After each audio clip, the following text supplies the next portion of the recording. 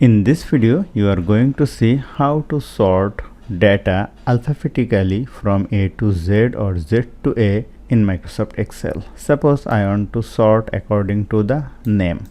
Now let us select all the data. Now click on right button, go to sort. You can choose sort A to Z or Z to A. Let us go to custom sort, and I want to sort the data by column number, account manager, sort on cell value, and let us select to order A to Z. Then you will see the magic. The name is sorted from A to Z and the data also. If you want to make it from Z to A, here you will find the option go to data and click on Z to A. Then the data will be sorted from Z to A. So you can apply both method using the right button and using under the data tab.